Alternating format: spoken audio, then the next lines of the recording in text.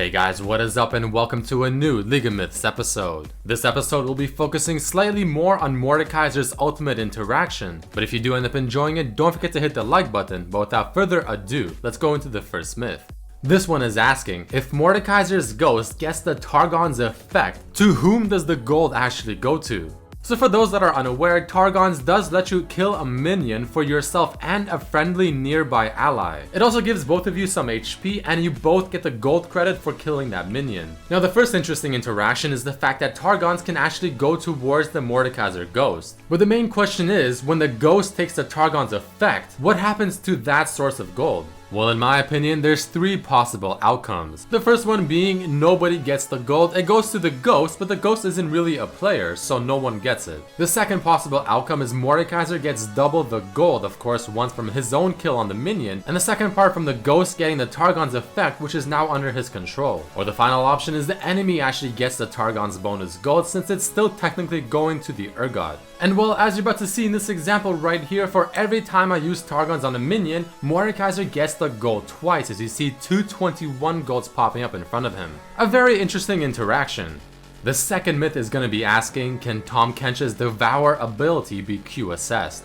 Another really cool myth where the answer isn't necessarily as obvious as you would expect it to be. So as myself, the Tahm Kench player, am putting the stacks onto Mordekaiser to of course consume him. I will zoom in and slow it down so you see as Mordekaiser uses Q assess, he does definitely come out of Tahm Kench, however he still takes the damage. So even though you can Q assess it, it doesn't seem very worth it. Though of course in certain scenarios reducing the CC portion of the Tahm Kench W ability can be very useful, but the damage is the main scary part.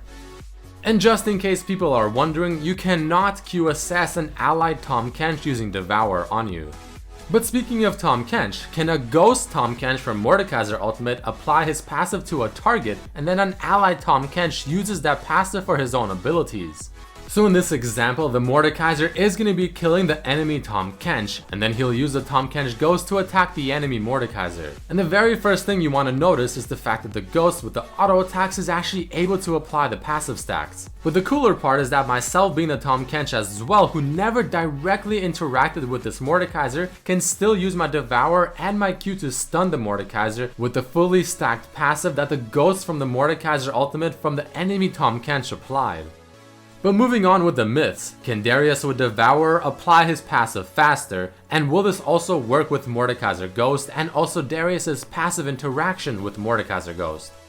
So say the Devourer, a very popular jungle item, gives you the bonus effect of every second basic attack that you proc on a target will be a phantom attack that triggers on hit effects twice. And the cool thing is the fact that it does work with Darius's passive where he applies the bleed stacks to his target, applying them slightly faster, with the Devourer auto attack applying 2 stacks at one time. But will the Mordekaiser Ghost of the same Darius, who does have State of Devourer, apply his passive twice as fast effectively thanks to Devourer? And on top of this, will the Ghost Darius also trigger his passive where he gets bonus AD whenever he fully stacks his passive? So the first things first, the Devourer effect does not work with the Ghost Darius, nor any ghost for that matter. However, as the Ghost Darius does apply his 5 stacks to Riven, the passive buff does activate and he got bonus AD for the duration.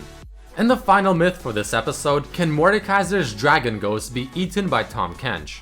A very simple myth to test, but it's still pretty cool. The first thing you'll notice is that the Mordekaiser Ghost Dragon acts as a champion since you have to apply your fully stacked passive on it before you can use Devour. Unlike monsters and minions, which technically a dragon is a monster, but once you stack your passive on the dragon, you can most definitely devour it. Alright guys, that is it for this episode of the League of Myths series. If you did enjoy this one, definitely hit that like button, share with your friends, and make sure to submit a myth down below and maybe you'll see your name in the next episode. But definitely check out my other videos as well, I'd really appreciate it. But as always, hope you guys enjoyed it, and I hope to see you for the next one. Peace.